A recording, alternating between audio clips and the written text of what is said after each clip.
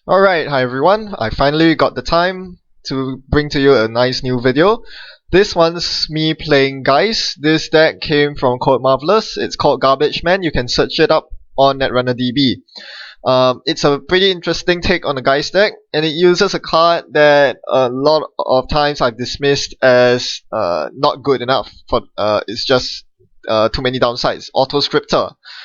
Autoscriptor just works so well with the Home Invasion Breaker suite that you really want to play it. The extra clicks that it gives you is so great. Unfortunately, right now, everyone's playing Polana, and that's a big problem because with Caprice and Betty flying left, right, center, they're just going to snipe your autoscriptors as soon as you make a run on any server with an upgrade.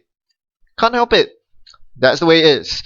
I'm also playing Savoir-Faire because getting 5 click turns is amazing and you're gonna be pretty flooded on credits anyway. So basically the main difference between his Garbage Man deck and my deck, besides the inclusion of these two cards, is the fact that he uses regular breakers. There's Corroder, Zoo Keymaster, and Mongoose. Whereas the deck that I used to play contains Faust as a static breaker.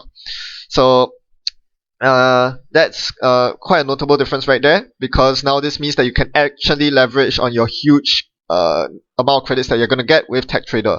Now I'm out against Cerebral Imaging, and I have to warn you, I think a lot of you will downvote this video. My opponent is playing a very arguably unfun deck, a solitary deck where the objective is to combo out 7 points the moment they have drawn enough combo pieces and gotten enough credits. So I apologize for that. I just wanted to get this video out because I haven't been uploading in quite a bit of time, and well, it's good to know what CI can do anyway, because I'm pretty sure as long as you're planning to play even semi-competitively, you are going to see people toting around this CI deck. Now, there are lots of counters to CI. Unfortunately, I'm just not packing any of them in my deck. As I slowly set up my board and my tech writer, I'm thinking to myself right here, what exactly is my game plan? Because I know that very soon enough, he can easily combo out. All he needs to start the combo is a Jackson Howard, Accelerated Diagnostics, and Power Shutdown in his hand. So those are cards that once he draws 1 copy of each, he can start comboing 7 points out, as long as he's done the maths right. So I'm just thinking of how to win right now at this point. I made a very big mistake earlier on my first turn. He did not ice R&D. I should have poked R&D to see, hopefully see an agenda. That's 0.4 agenda points on top of R&D right there. I missed it. Now that most servers are ice, and now that he potentially has the combo in hand, more importantly, I can't run. All I can do right now is to set up and hope that he doesn't try to sneak agendas on the table. The moment he sneaks agendas on tables, it means that I'm going to be in quite some trouble.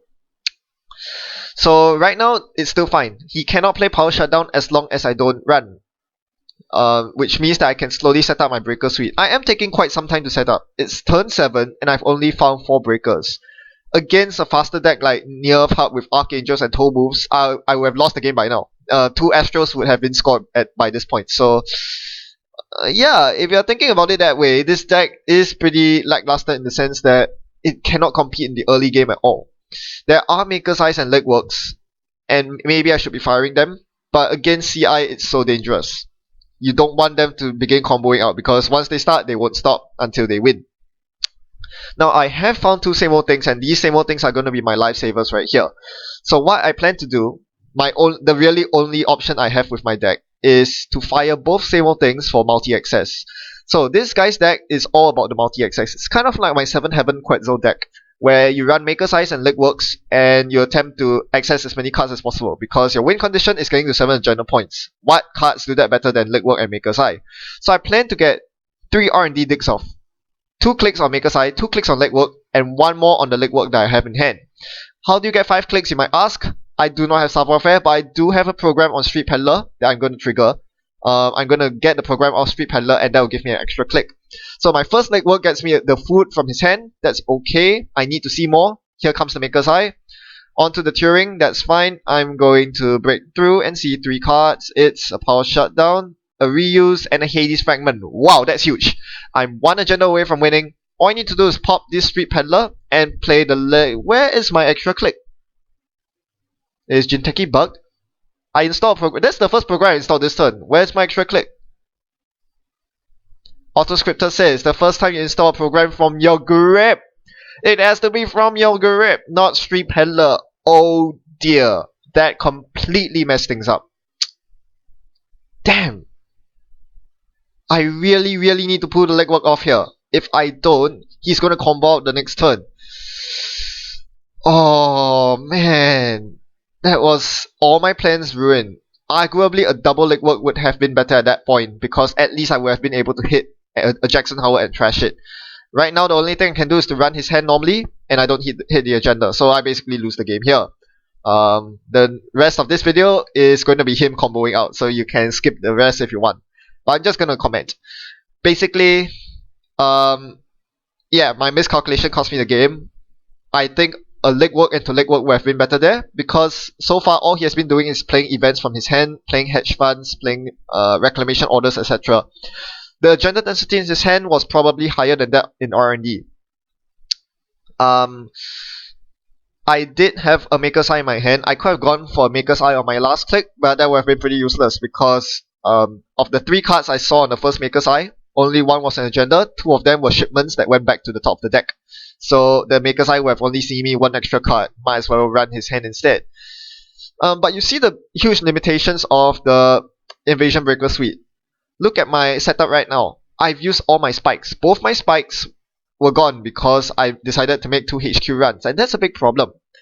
This is a problem because I haven't found my Corroder yet, and I don't have Special Order. So in a normal game, against perhaps any NBN deck that plays fast, you're just going to lose out because you're not going to find the correct breaker in time. You can only get through HQ so many times. And this is why this deck doesn't run Account Siphon. You just cannot afford to make that many HQ runs, because your breakers are limited until you find your Corroder. And that is a very big problem. You cannot afford to spend your HQ runs on Account Siphon when you should be multi-accessing for agendas instead. Agendas win you games, not siphoning. Although, that being said, this game I would have loved to see an Account Siphon. A Siphon would have changed everything. It would have made him too poor to combo out. Look at him, he's down to 4 credits right now, and he was going to play a bunch of shipments right now to win the game, but basically, he doesn't have enough money to win the game if I repeatedly Account Siphon him. Having the option to same old siphon him would have done a lot of work for me. Unfortunately, that didn't happen, because I don't run Siphon in this deck. And, well, there's so many counters to CI, to be perfectly honest. If you're running any sort of Anarch, CI is a lot less effective. Noise can mill you at instant speed. Imps are horrible if they get your combo pieces. And of course, needless to mention, even criminals have ways to deal with it. The new CBI raid just completely wrecks CI to the ground. Unfortunately, you just simply cannot afford the deck space for that. Maybe it's time to slot the Siphons back in. I don't know. I do agree that Siphon isn't as effective as it used to be, but in situations like this, Siphon might just be the right call after all. Anyway, thanks for watching, and happy net running. I hope to bring you more videos soon. See you around.